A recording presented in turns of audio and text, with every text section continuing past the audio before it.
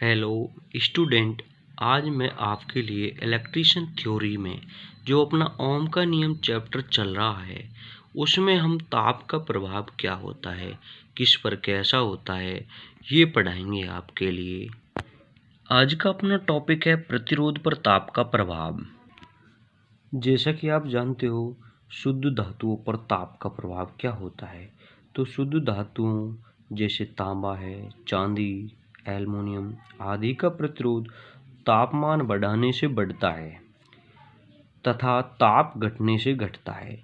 यदि ताप को बढ़ाते हैं तो इसका प्रतिरोध बढ़ जाता है और ताप को घटाते हैं तो इसका प्रतिरोध घट जाता है। इसीलिए अगर जैसे ताप को बढ़ाते हैं तो ताप बढ़ता है, इसीलिए इसका जो ताप गुणांक है वो धनात्मक होता है। धनात्मक क्यों है? क्योंकि जैसे ही तापमान बढ़ता है तो इसका प्रतिरोध बढ़ता है, इसीलिए इसका ताप गुणांक भी धनात्मक होता है। अगली होती हैं अपनी मिश्र धातुएं, यानी कि एक से अधिक धातुओं को मिलाकर कोई धातु बनाई जाती है तो उनको मिश्र धातुएं कहते हैं। मिश्र धातुएं जैसे नाइक्रोम है, नाइक्रोम, यूरेका आदि में ताप बढ़ने से उनके प्रतिरोध में बहुत कम वृद्धि होती है। यानी वृद्धि तो होती है लेकिन क्या है, थोड़ी बहुत होती है। इसलिए इसका जो ताप गुणांक है, थोड़ी बहुत होने के कारण इसका जो ताप गुणांक है वो न्यून होता है।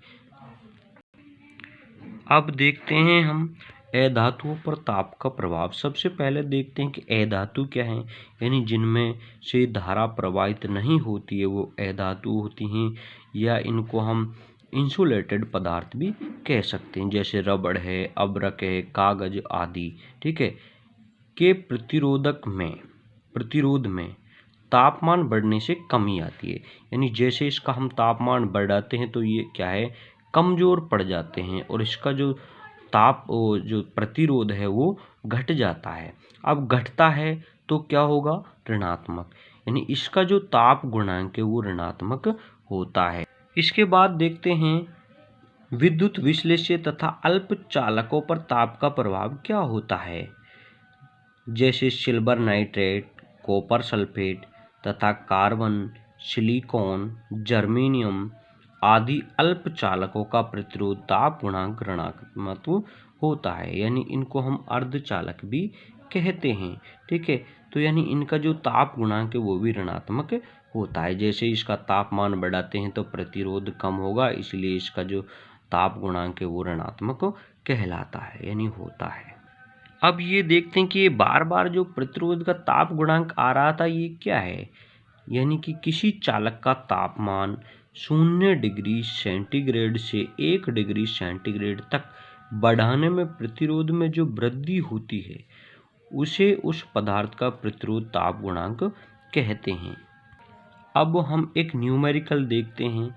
एक तांबे की कुंडली का प्रतिरोध 0 डिग्री पर यानी 0 डिग्री सेल्सियस पर 6 ओम है तो 50 डिग्री सेल्सियस पर इसका प्रतिरोध क्या होगा।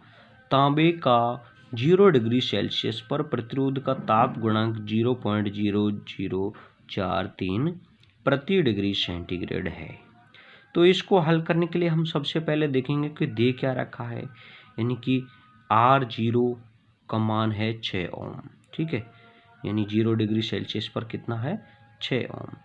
Q का मान कितना है, यानी इसका जो प्रतिरोध व्यय है वो कितना है, 0.0 सॉरी ये तो ताप गुणांक है, सॉरी इसका जो टेम्परेचर ताप गुणांक 0.0043 है।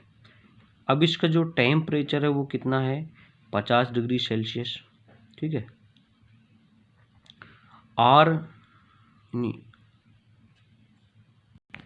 तो इसमें हमें ज्ञात करना है 50 डिग्री सेल्सियस पर इसका प्रतिरोध ज्ञात करना है। ठीक है, तो इसके लिए सूत्र है R प्लस आर टी बराबर R0 into 1 plus A0T। R यानी 50 डिग्री सेल्सियस पर R ज्ञात करनी, यानी प्रतिरोध ज्ञात करने के लिए R0 कितना है, 6 प्लस 1 प्लस 0 यानी कि 4 3 इंटू 50, 6 का 6 रख लिया हमने, 1 में इसको जोड़ा तो इतना आ गया। ठीक है, इसका गुणा करने पर कितना आ जाता है, 0.215 आ गया। ठीक है, 6 का 6 रखा, इनको जोड़ने पर 1.215 हो गया।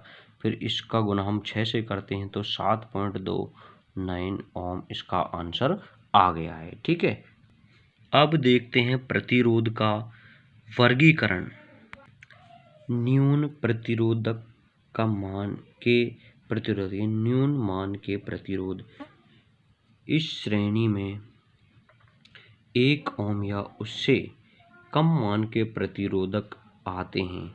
यह प्रतिरोध आर्मेचर कुंडलन, धारामापी का शंट केबल, चालक का प्रतिरोध आदि में इसका उपयोग किया जाता है।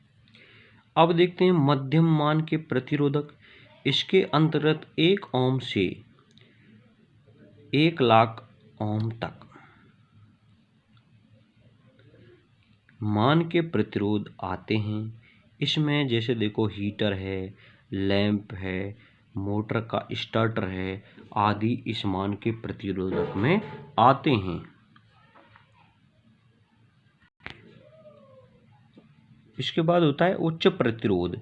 इस श्रेणी में 1 लाख ओम से अधिक प्रतिरोध के मान आते हैं। इसमें केबल का इंसुलेशन व अन्य कुचालक पदार्थों का प्रतिरोध इस श्रेणी में आता है। अब देखते हैं प्रतिरोध मापने की विधि, यानी कि एक तो न्यून प्रतिरोध होता है, एक मध्यम होता है, एक उच्च। और न्यून प्रतिरोध को मापने के लिए वोल्टमीटर और एमीटर विधि का उपयोग कर सकते हैं। विभव मापी का उपयोग भी कर सकते हैं। केल्विन सेतु यानी केल्विन ब्रिज का उपयोग भी कर सकते हैं। शंट प्रकार के ओम मीटर का भी उपयोग हम न्यून प्रतिरोध मापने के लिए कर सकते हैं। उसके बाद होता है मध्यम प्रतिरोध मापन। इसका ज्ञात करने के लिए हम वोल्टमीटर और एमीटर का उपयोग कर सकते हैं तथा प्रतिस्थापन विधि का उपयोग भी कर सकते हैं। व्हीटस्टोन सेतु विधि का उपयोग भी कर सकते हैं। उच्च मान प्रतिरोध मापने के लिए ये आप सभी जानते हो, यानी कि उच्च मान होता है इंसुलेशन में होता है।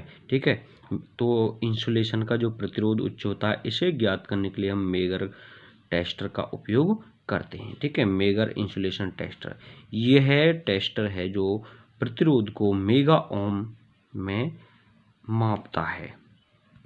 हाँ, तो स्टूडेंटों, आपके इसमें से कुछ जो समझ में नहीं आए तो मुझे प्लीज़ कमेंट कर देना। और मेरी आपसे रिक्वेस्ट है कि अगर आपको ये अच्छा लग रहा है तो चैनल को सब्सक्राइब कर देना और वीडियो को लाइक कर देना और वीडियो को अपने दोस्तों के साथ शेयर कर देना, जिससे हम आगे भी आपको वीडियो भेजते रहें। और बेल आइकन पर ऑल पर क्लिक कर देना, जिससे हम जो भी वीडियो बनाएंगे वो आपके पास पहुंचती रहेंगी।